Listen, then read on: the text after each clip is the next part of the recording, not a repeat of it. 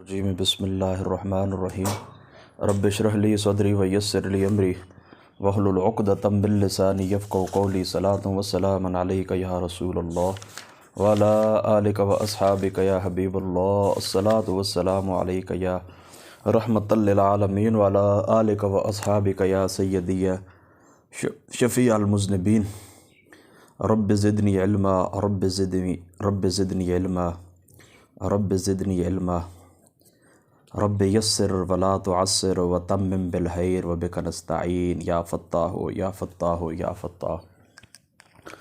آپ لوگوں کے علم کے اندر ہے کہ ویکلی ہمارا درس ہوتا ہے، درس حدیث پاک بدھ والے دن ہماری اس مسجد کے اندر، اور اللہ پاک کا شکر ہے کہ ہماری جو روایات ہیں 1016 یہ روایات الحمدللہ ثم الحمدللہ مکمل ہو چکی ہیں، اور آج کی ہماری جو نشست ہے اس نشست کے اندر ہم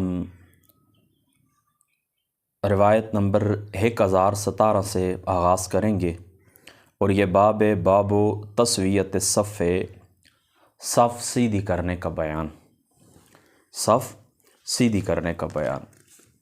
جس وقت آپ نماز کے لیے کھڑے ہوتے ہیں تو یہ نماز کے کمال میں سے ہے، اتمام الصلاۃ میں سے ہے کہ آپ صفوں کو سیدھا رکھیں، فاصلہ بالکل متوازی برابر ہونا چاہیے۔ پہلی صف آپ مکمل کریں، اس کے بعد دوسری صف بنائیں، اور جو آداب ہیں صفوں کے، ان صفوں کا ان آداب کا آپ کو خیال رکھنا چاہیے۔ اب میں الگ اس کے اوپر کیا گفتگو کروں، انشاءاللہ تعالی زندگی رہی تو حدیث پاک کے ضمن کے اندر جو باتیں آئیں گی آپ لوگ سمجھ جائیں گے۔ بعض علماء فرماتے ہیں کہ یہ جو ظاہر ہوتا ہے نا، ظاہر یہ عنوان ہوتا ہے باطن کا، یعنی صفوں کو سیدھا رکھنا یہ دلوں کے صحیح ہونے کے اوپر دلیل ہے کہ دل جو ہے یہ اعضائے رئیسہ میں سے ہے، اور اس کو جسم کے اندر ایک سلطان کی حیثیت حاصل ہے۔ حدیث پاک کے مطابق، رسول اللہ کے فرمان کے مطابق، یہ گوشت کا ٹکڑا جس وقت یہ دل کے اندر یہ ٹھیک ہوتا ہے، صحیح ہوتا ہے، تو سارا بدن صحیح ہوتا ہے، اور جب اس کے اندر فساد آ جاتا ہے تو پارٹ آف باڈیز جو آپ کے جسم کے مختلف حصے ہیں ان کے اندر فساد آ جاتا ہے۔ تو یہ جو ظاہر ہوتا ہے نا، ظاہر کی جو درستگی ہوتی ہے یہ باطن کی درستگی کے اوپر علامت ہوتی ہے۔ تو اس لیے نماز پڑھتے وقت صفوں کا سیدھا رکھنا، اس کو نبی پاک صلی اللہ تعالیٰ علیہ وآلہ وسلم نے درستگی کی علامت قرار دیا، اور فرمایا اس کو اگر ٹیڑھا میڑھا کرو گے تو تمہارے دل ٹیڑھے ہو جائیں گے اس اختلاف کے سبب۔ تو یہ پہلی فصل ہے، روایت نمبر 1017 ہیں۔ اس کے راوی حضرت نعمان ابن بشیر رضی اللہ تعالی عنہ آپ ہیں۔ دیکھیں، عبداللہ ابن زبیر رضی اللہ تعالی عنہ مہاجرین میں سے، یعنی جس وقت مسلمان ہجرت کر کے مدینہ طیبہ تشریف لے آئے تھے تو حضرت عبداللہ ابن زبیر رضی اللہ تعالی عنہ وہ مہاجرین میں سب سے پہلے پیدا ہونے والے بچے تھے، اور انصار میں سب سے پہلے پیدا ہونے والے جو بچے تھے وہ حضرت نعمان ابن بشیر تھے رضی اللہ تعالی عنہ۔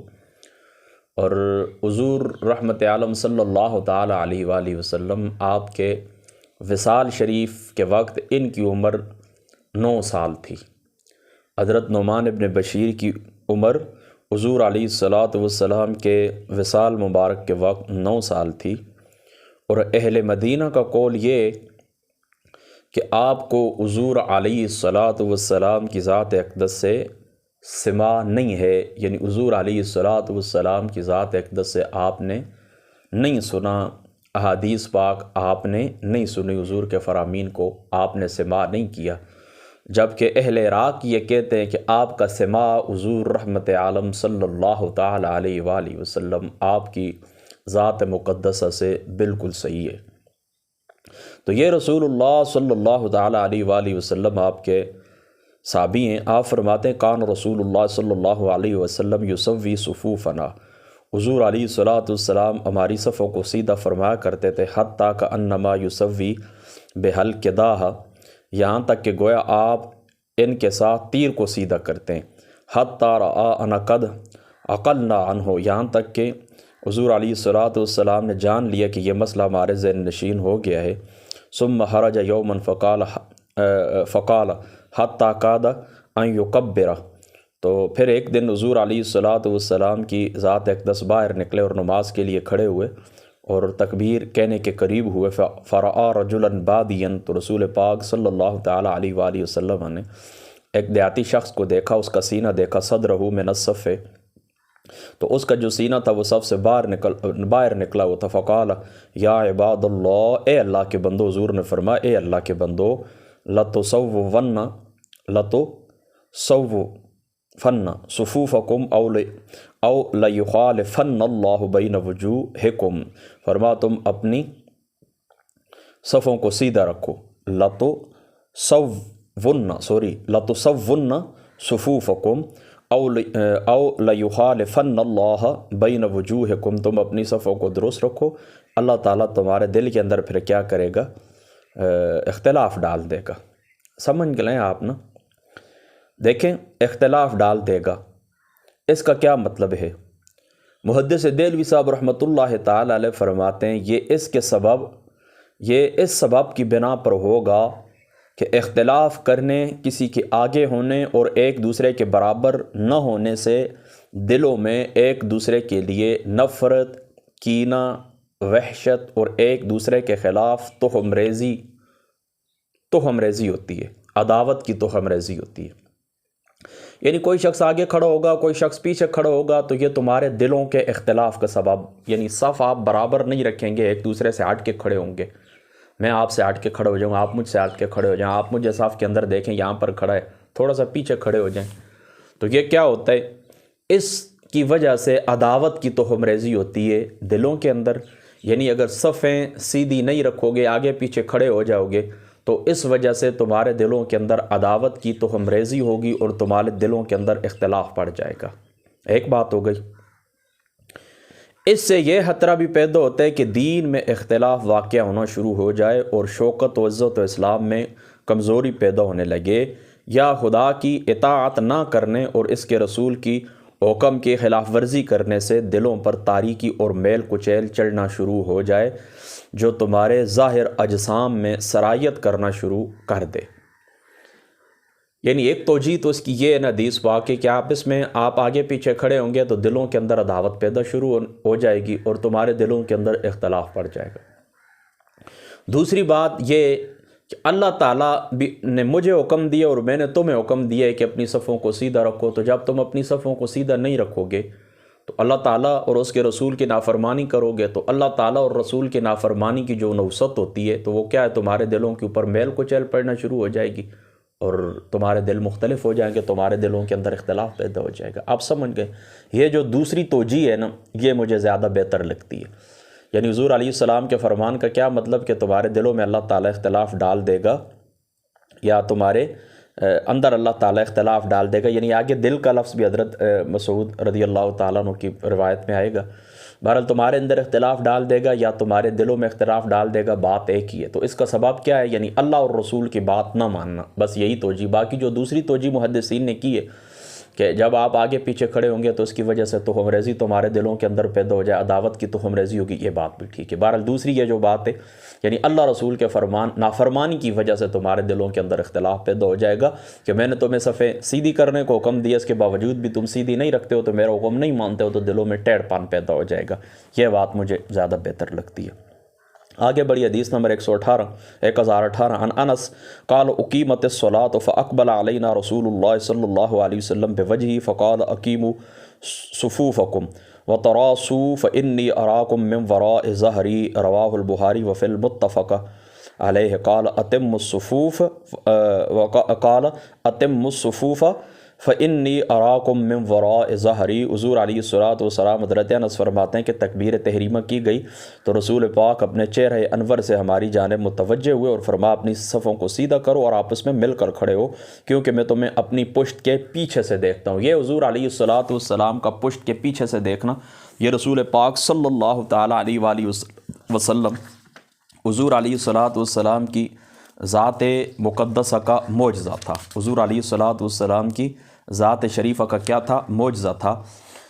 فإنی اراکم من وراء ظہری، اس کی جو پیچھے روایت گزری ہے وہاں پر میں نے آپ کو تفصیلاً بتا دیا تھا، لیکن یہاں پر اس طرح کہ محدث یہ کون ہے ملا علی قاری صاحب رحمۃ اللہ تعالی علیہ، آپ مرکات کے اندر لکھتے ہیں، فرماتے ہیں فإنی اراکم من وراء ظہری اے بالمکاشفۃ، یعنی حضور علیہ الصلوۃ والسلام بطور کشف اللہ تعالیٰ آپ کے دل کے اوپر وہی فرماتے تھے، کشف فرماتے تھے، اور حضور علیہ الصلوۃ والسلام پیچھے جان لیتے تھے کہ میرے پیچھے کیا صورتحال ہے۔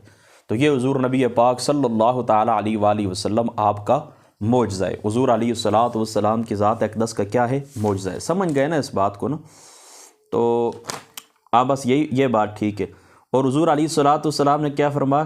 اقیموا صفوفکم وتراصوا فانی اراکم من وراء ظہری، اپنی صفیں سیدھی کرو اور آپس میں مل کر کھڑے ہو، میں تمہیں پشت کے پیچھے سے بھی دیکھتا ہوں، اور واتموا الصفوف، اپنی صفیں مکمل کرو، واتموا الصفوف، اپنی صفیں مکمل کرو۔ اس کا کیا مطلب ہے اپنی صفیں مکمل کرو؟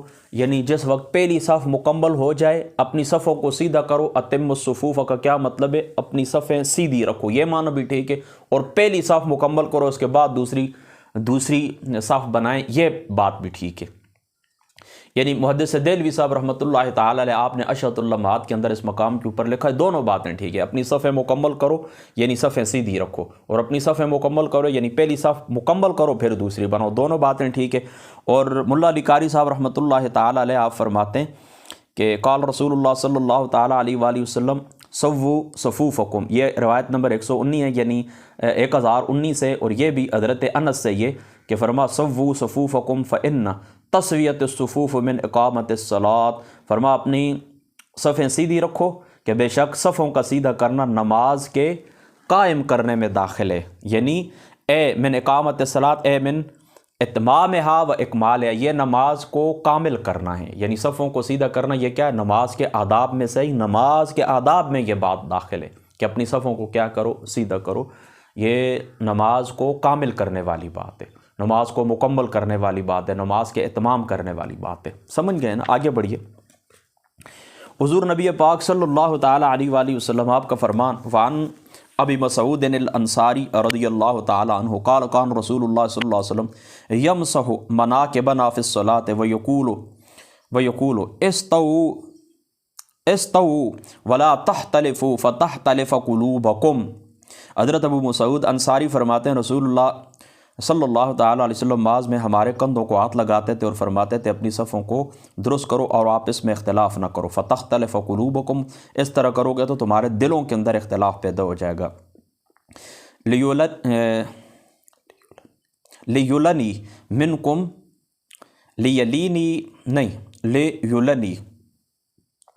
لیولنی منکم اولو الاحلام والنہا، اور چاہیے کہ تم میں سے جو اصحاب عقل و فہم ہوں وہ میرے ساتھ کھڑے ہوں، اولو الاحلام والنہا، عقل والے لوگ میرے قریب کھڑے ہوں، ثم الذین یلونہم، پھر وہ جو رتبے میں ان کے ساتھ ہوں، ثم الذین یلونہم قال ابو مسعود فانتم اليوم اشد اختلافا، حضرت ابو مسعود نے کہا کہ تم لوگ آج بہت زیادہ اختلاف میں پڑے ہوئے ہو۔ اس میں بھی دیکھیں کوئی مشکل بات بھی نہیں ہے، یہ جو آخری جملہ ہے کہ تم لوگوں میں آپ بہت اختلاف پڑے ہوئے ہیں، تو اس کا کیا مطلب ہے؟ اور یہ خرابی صفوں کو درست نہ کرنے اور شارع علیہ الصلوۃ والسلام کے حکم کی بجاوری نہ کرنے کے سبب ہے، یعنی حضور علیہ الصلوۃ والسلام کے احکام میں جہاں سے آپ سے پھر اس طرح کمزوریاں واقع ہوتی جاتی ہیں تو آپ کے اختلاف بڑھتے جاتے ہیں، ٹھیک ہے۔ تو اس حدیث پاک کے اندر جو خاص بات ہے وہ یہ کہ رسول پاک صلی اللہ تعالیٰ علیہ وآلہ وسلم آپ نے یہ فرمایا کہ اپنی صفوں میں میرے قریب کون لوگ کھڑے ہوں؟ کہ جو صاحب عقل ہے، صاحب فہم ہے، اصحاب فکر و دانش ہیں، صحیح سمجھدار لوگ میرے قریب کھڑے ہوں۔ کیوں؟ اس کی وجہ یہ کہ اللہ تعالیٰ نے قرآن کے اندر کیا حکم دیا؟ نماز کا، اقیم الصلاۃ وآتوا الزکوٰۃ، اللہ تعالیٰ کی ذات اقدس نے نماز کو قائم کرنے کو حکم دیا ہے۔ تو اب نماز کیا ہے؟ صلاۃ کیا ہے؟ صلاۃ کیا ہے؟ نماز کیا ہے؟ نماز تو ظاہری سی بات ہے، فارسی کا لفظ ہے، اس کے مطلب انکساری، ٹوٹنا، اور صلاۃ جو ہے تو عربی کا لفظ ہے، اور صلاۃ کے بہت سارے معانی ہیں، تو ان میں سے یعنی دعا، رحمت، برکت، نماز، یہ جس طرح آپ نماز ادا کرتے ہیں، تو حضور علیہ الصلاۃ والسلام کی ذات اقدس نے کیا ارشاد فرمایا کہ صلو کما رأیتمونی اصلی، صلو کما رأیتمونی اصلی، فرمایا اس طرح تم نماز پڑھو کہ جس طرح میں پڑھتا ہوں۔ یعنی نماز کیا ہے؟ صلو کما رأیتمونی اصلی، جس طرح میں تمہارے سامنے نماز پڑھتا ہوں اس طرح۔ تو اب بات کیا ہے کہ صلو کما رأیتمونی اصلی، جس طرح میں نماز پڑھتا ہوں اس طرح تم پڑھو۔ تو صاحب عقل جو لوگ ہیں میرے ساتھ کھڑے ہوں تاکہ نماز کے جو آداب ہیں، فرائض ہیں، نماز کے جو طریقہ کار ہے اور نماز کی جو حالت کیفیت ہے وہ نوٹ کرتے جائیں۔ رکوع کس طرح کیا جاتا ہے، سجدہ کس طرح کیا جاتا ہے، قیام کس طرح کیا جاتا ہے، قرات کس طرح، یہ ساری باتیں میرے سامنے عقل والے لوگ کھڑے ہوں اور وہ اس بات کو نوٹ کریں، وہ اس بات کو کیا کریں؟ نوٹ کریں۔ کیوں کہ پھر میرے بعد کیا ہے، تم نے یہ نماز دوسروں لوگوں تک پہنچانی ہے، دوسرے لوگوں تک تم نے میرے یہ احکام پہنچانے ہیں۔ اللہ اللہ، سمجھ گئے نا آپ نا؟ دوسرے لوگوں تک تم نے میرے یہ احکام پہنچانے۔ تو اس لیے صاحب عقل لوگ کیا ہوں؟ میرے قریب کھڑے ہوں۔ یہی کچھ بات اس میں محدث دہلوی صاحب رحمۃ اللہ تعالیٰ علیہ آپ نے لکھی ہے، اور امام طیبی صاحب رحمۃ اللہ تعالیٰ علیہ آپ کے حوالے سے ملا علی قاری صاحب رحمۃ اللہ تعالیٰ علیہ آپ نے بھی یہی بات لکھی ہے، ٹھیک ہے؟ اس میں بھی کوئی مشکل بات نہیں ہے۔ آگے بڑھیے۔ وعن عبد اللہ بن مسعود قال قال رسول اللہ صلی اللہ تعالیٰ علیہ وآلہ وسلم لیلنی منکم اولو الاحلام والنہا ثم الذین یلونہم ثلاثا، 3 مرتبہ حضور نے فرما وإیاکم وحیشات الاسواق، اور ساتھ ہی حضور نے یہ بھی فرمایا اس مقام کے اوپر، اور اپنے آپ کو مسجدوں میں شور و غل مچانے سے دور رکھو، اپنے آپ کو مسجدوں میں شور و غل مچانے سے دور رکھو۔ یعنی جس طرح تم لوگ بازاروں کے اندر شور و غل کرتے ہو نا، اس طرح مسجدوں کے اندر تم نے شور و غل نہیں کرنا، ٹھیک ہے؟ یا پھر ایاکم وحیشات الاسواق کا معنی کیا ہے؟ ایاکم وحیشات الاسواق کا دوسرا معنی کیا ہے؟ یعنی پہلا معنی تو یہ ہے کہ جس طرح بازاروں کے اندر شور و غل ہوتا ہے اس طرح تم نے شور و غل مسجدوں کے اندر نہیں کرنا، اور دوسرا معنی کیا ہے کہ جس طرح بازاروں میں بچے، عورتیں اور مرد آپس میں اکٹھے ہوتے ہیں اس طرح تم نے مسجد کے اندر اکٹھے نہیں ہونا۔ یا یہ معنی ہے کہ بازاروں اور اس کے کام کاج سے حد المقدور دور رہو، بازاروں کی جو مصروفیت ہوتی ہے اس سے دور رہو تاکہ جماعت میں شمولیت سے اور نماز میں میرے ساتھ کھڑے ہونے سے تمہاری مصروفیت رکاوٹ نہ بنے۔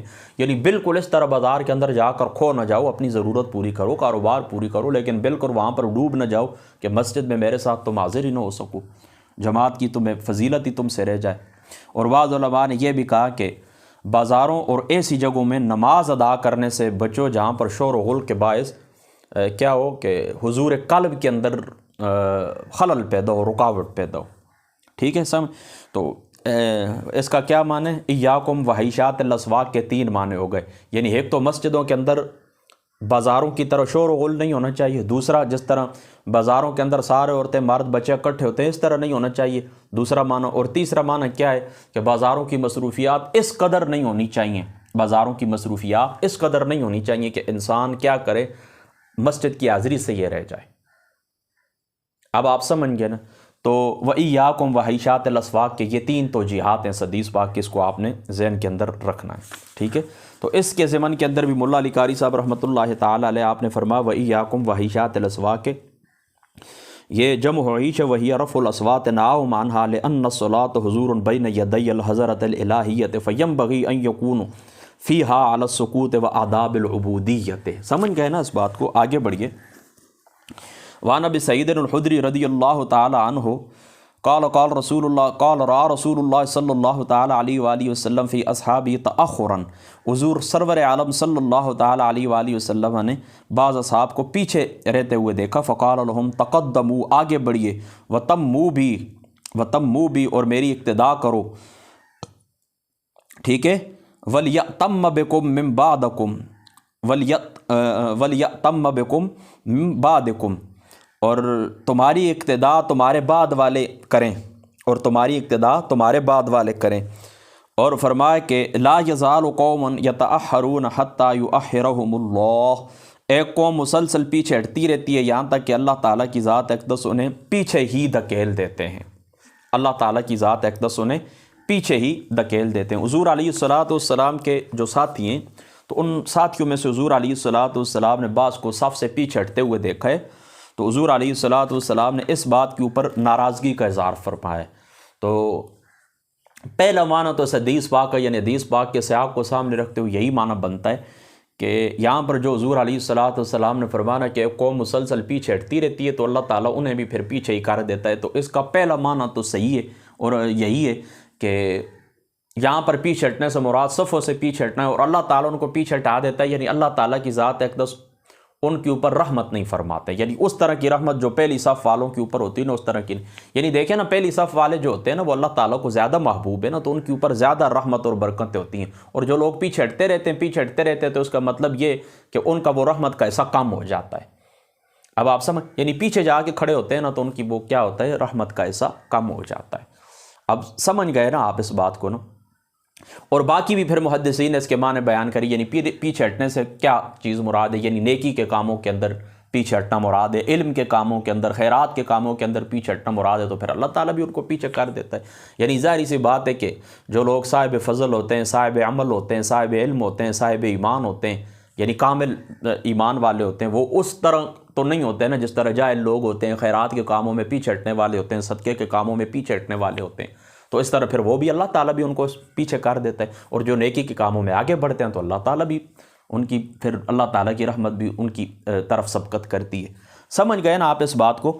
تو یہ بات دیکھیں، ولا یزال قوما یتأخرون اے عن الصف، یعنی پہلا معنی کیا ہے، صف سے پیچھے ہونے والے جو ہے نا پیچھے ہٹتے رہتے ہیں، او عن الخیرات، یا پھر خیرات کے کاموں سے وہ پیچھے ہٹتے ہیں، او عن العلم، یا علم سے پیچھے ہٹتے ہیں، او عن اکتساب الفضائل، یا فضائل کے اکتساب سے پیچھے ہٹتے ہیں، و اجتناب الرذائل، اور برے کاموں سے بچنے سے پیچھے ہٹتے ہیں، تو پھر کیا ہوتا ہے، اللہ تعالیٰ ان کو پیچھے کر دیتا ہے، اے فی دخول الجنت، اے فی دخول الجنت، یعنی پھر اس طرح کہ جنت میں بھی ان کا پھر رتبہ کم ہوتا ہے، یعنی جنت کے اندر بھی مختلف درجات ہیں نا، تو دخول جنت کے اندر داخلہ لیٹ ہوتا ہے، یہ بھی بات ٹھیک ہے کہ جو آگے بڑھنے والے یعنی علم کے اندر، خیرات کے اندر، صفوں کے اندر جو آگے بڑھنے والے ہیں وہ پہلے جنت کے اندر چلے جائیں، یہ لوگ پیچھے جنت کے اندر چلے جائیں، یہ بات بھی ٹھیک ہے، اور جنت کے اندر ان لوگوں کے درجے بلند ہو، ان کا درجہ کم ہو، یہ بات بھی ٹھیک ہے، ٹھیک ہے، اس میں بھی کوئی کسی قسم کی مشکل بات نہیں ہے۔ بہرحال پھر بھی اگر آپ اس میں اگر آپ مزید دیکھنا چاہتے ہیں نا تو یہ دونوں مقامات آپ دیکھ لیں، ملا علی قاری صاحب رحمۃ اللہ تعالیٰ علیہ آپ کی مرکات کو بھی آپ دیکھ لیں، اور محدث دہلوی صاحب رحمۃ اللہ تعالیٰ علیہ آپ کی اشعۃ اللمحات کو بھی آپ دیکھ لیں، تو اس میں یہی بات آپ کو ملے گی۔ اور یہ جو حضور علیہ الصلوۃ والسلام نے فرمایا نا کہ تم لوگ میری اقتداء آگیا اور میری اقتداء کرو، اور تمہاری اقتداء تمہارے بعد والے کریں، یہ اس سے مراد بھی صف کی اقتداء ہے، کیونکہ پچھلی جو صف ہوتی ہے نا وہ اگلوں کی اقتداء کرتی ہے، وہ اگلوں کو دیکھتے ہیں کہ رکوع کر رہے ہیں، وہ بھی رکوع کرتے ہیں، وہ کہتے ہیں کہ یہ اب قیام کے اندر ہیں، یہ اب قومیں کے اندر ہیں، وہ جس طرح وہ اگلی صف والے کرتے ہیں تو اس طرح پچھلی صف والے بھی کرتے ہیں۔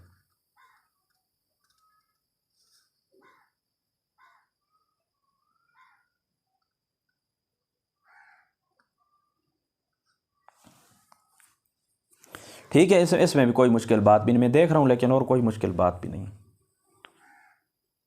اچھا، وان جابر بن سمرہ قال خرج علینا رسول اللہ صلی اللہ علیہ وسلم فرانا خلقا، حضور فرانا خلقا، حضور علیہ الصلوۃ والسلام نے ہمیں حلقہ بندی کرتے ہوئے مسجد کے اندر ہم نے حلقے بنائے ہوئے تھے، حضور علیہ السلام نے دیکھا۔ دوسری روایت سے یہ بات ثابت ہوتی کہ یہ جمعے والے دن تھا۔ فقال ما لی اراکم ازین، میں اس طرح تم کو ٹکڑوں میں کیوں دیکھتا ہوں؟ ثم خرج علینا فقال الا تصفون کما تصف الملائکۃ، الا تصفون، الا تصفون، تا زبر تا، تصفون کما تصف الملائکۃ عند ربها، فقلنا یا رسول اللہ صلی اللہ علیہ وسلم وکیف تصف الملائکۃ عند ربها؟ قال یتمون الصفوف الاولی ویتراصون فی الصف، فرمایا میں تم کو حلقوں کی شکل کے اندر دیکھ رہا ہوں، اس طرح نہیں، پھر تم کیوں اس طرح صف کیوں نہیں بناتے جس طرح فرشتے اللہ کے حضور صفیں بناتے ہیں؟ ہم نے کہا یا رسول اللہ ملائکہ اپنے رب کے ہاں کیسی صفیں بناتے ہیں؟ فرمایا اگلی صفوں کو مکمل کرتے ہیں اور آپس میں بالکل جڑ کر کھڑے ہوتے ہیں، آپس میں بالکل جڑ کر کھڑے ہوتے ہیں۔ اللہ اکبر۔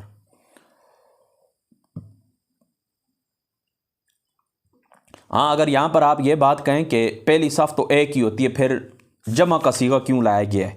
دیکھیں نا، الا تصفون کما تصف الملائکۃ عند ربها، جس طرح ملائکہ اپنے رب کے ہاں صاف بناتے ہیں اندر. فقلنا یا رسول اللہ کیف تصف الملائکۃ عند ربها فقال یتمون الصفوف الاولى، وہ پہلی صفیں مکمل کرتے ہیں. ویتراصون، یعنی یہاں پر صفوف کا لفظ کیوں آیا ہے؟ پہلی صف تو ایک ہی ہوتی ہے تو جمع کا صیغہ کیوں لایا گیا؟ تو اس کا معنی محدث دہلوی صاحب لکھتے ہیں اس کا مطلب یہ ہے کہ صف سے مراد آسمانی صف بھی اور زمینی صف بھی، یعنی اللہ تعالیٰ کے جو فرشتے زمین پر صف بنائیں تب بھی آسمان کے اوپر صف بنائیں تب بھی وہ پہلی صفوں کو مکمل کرتے ہیں اور آپس میں جڑ کے کھڑے ہوتے ہیں. آگے بڑھیے. وعن ابی ہریرہ قال قال رسول اللہ صلی اللہ علیہ وسلم خیر صفوف الرجال اولها وشرها آخرها وخیر صفوف النساء آخرها وشرها اولها، کہ مردوں کی سب سے افضل صف پہلی ہوتی ہے اور ان کی سب سے بری صف ان کی آخری صف ہوتی ہے، اور عورتوں کی سب سے افضل صف ان کی آخری صف ہوتی ہے اور ان کی سب سے بری صف ان کی پہلی صف ہوتی ہے. ظاہری سی بات ہے یصف الرجال ثم الصبیان ثم الخناسہ ثم النساء، یہ اس طرح نا پہلی جو صف ہوتی ہے نا پہلی صف عورتوں کی تو ان کا اگلوں کے ساتھ تعلق ہوتا ہے نا، ان کا اگلوں کے ساتھ تعلق ہوتا ہے. اور اس طرح مردوں کی جو پچھلی صف ہوتی ہے تو ان کا سب سے پچھلی صف کے ساتھ، یعنی پچھلی صف ہے تو پیچھے کیا ہے؟ یصف الرجال ثم الصبیان ثم الخناسہ ثم النساء. ٹھیک ہے، تو بس ظاہری سی بات ہے کہ جو پہلی صف کے اندر ہوتے ہیں تو ان کے پیچھے دوسری صف میں مرد ہی ہوتے ہیں. اب آپ سمجھ کہہ رہے ہیں تو یہ جو تین کیٹیگری، یعنی جتنی عورتوں کے قریب صف ہوتی ہے نا تو اس کو اچھا نہیں سمجھا جاتا، جتنے آپ آگے ہوں اتنا بہتر ہے. بس مختصر آپ یہی سمجھے کہ پیچھے آپ کی عورتوں کی صف ہو یا چھوٹے بچوں کی صف ہو یا دوسروں تیسری جو مخلوق ہوتی ہے اس کی صف ہو، اس سے بہتر یہ ہے کہ آپ اگلی صف کے اندر کھڑے ہو جائیں تاکہ فتنے کا جو معمولی درجے کا احتمال ہوتا ہے. بہرحال اب تو ظاہری سی بات ہے کہ اب تو خواتین کا مسجد جانا ہی علماء نے منع کر دیا فتنے کے خوف سے. بہرحال یہاں پر پہنچ کر ہماری جو روایات ہیں، روایت نمبر 1024، یہ اللہ تعالیٰ کے فضل و کرم سے کیا ہو گئی ہیں؟ مکمل ہو گئی ہیں، اور اللہ تعالیٰ کی ذات اقدس ہمیں عمل کرنے کی توفیق عطا فرمائے. تو یہاں پر یہ صفحہ ہماری اتنی روایات مکمل ہو گئی ہیں. اب زندگی باقی رہی انشاءاللہ تعالیٰ، اللہ تعالیٰ خیر کرے تو آگے ہم بڑھیں گے. لیکن یہاں پر اس طرح کہ جو ایک سوال تھا اس سوال کو میں یہاں پر ایڈجسٹ کر ہی لیتا ہوں. دیکھیں، سب سے پہلی بات آپ یہ یاد رکھیں کہ مجھے جو کہا گیا ہے کہ آپ مذہبی حلقے کی طرف ہیں یا آپ سیکولر حلقے کی طرف ہیں. تو دیکھیں، سب سے پہلے تو یہ بات آپ کو معلوم ہی نہیں ہے کہ سیکولر کس کو کہا جاتا ہے، اور سیکولر جو ہے تو یہ مختلف زمانوں کے اندر اس کی حیثیت تبدیل ہوتی رہی ہے. تو اس کا مطلب تبدیل ہوتا رہتا ہے زمانوں کے ساتھ، جو زمانہ بدلتا ہے سیکولر کے معنی مفہوم کے اندر بھی تبدیلی آتی رہتی ہے. میرے نزدیک یاد رکھیں سیکولر کا وہ معنی نہیں ہے جس کو آپ ملحد کہتے ہیں اور گمراہ کہتے ہیں. سیکولر کسی بھی چیز کا دنیاوی پہلو ہوتا ہے. تو پہلی بات تو آپ یہ بھی یاد رکھیں کہ اسلام کے اندر تو یہ تقسیم ہے ہی نہیں ہے. اسلام کے اندر یہ تقسیم ہے ہی نہیں ہے. کون سی تقسیم؟ یعنی سیکولر اور دنیا دار اور دیندار کی تقسیم ہے یہ نہیں. سارے لوگ دنیا دار بھی ہیں اور سارے لوگ دیندار بھی ہیں. بہرحال بر صغیر کی جو ہماری روایت ہے اس کے اندر دیندار اور دنیا دار کا فرق ہے. تو تھوڑا سا یہاں پر ہمارا اس طرح کہ جب سے انگریز آئے ہمارا تعلیمی نظام تبدیل ہوا ہے. سیاست کچھ اور لوگوں کے ہاتھوں کے اندر دے دی گئی ہے اور ریاست کچھ اور لوگوں کے ہاتھوں کے اندر دے دی گئی ہے.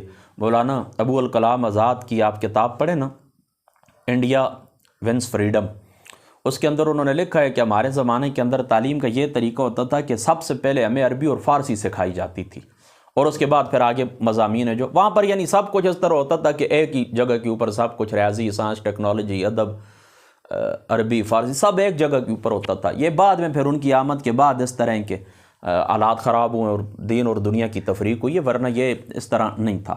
بہرحال اب بھی اس زمانے کے اندر بس آخری بات میں یہی کرتا ہوں کہ مذہبی طبقہ اور سیکولر طبقہ، یعنی جن کو مذہبی طبقہ کہا جاتا ہے اور جن کو دنیا دار طبقہ کہا جاتا ہے، ہم کسی کی سائیڈ کے اوپر نہیں ہیں. اللہ پاک کا شکر ہے کہ ہم فقط اور فقط قرآن اور سنت کے ساتھ ہیں. جو بات بھی ہمارے سامنے آئے گی، کسی بھی شخص کی طرف سے آئے گی، کسی بھی بزرگ کی طرف سے آئے گی، کسی بھی طبقے کی طرف سے آئے گی، ہم انشاءاللہ تعالیٰ اس کو قرآن اور سنت کے معیار کے اوپر پرکھیں گے کہ کس کی بات درست ہے.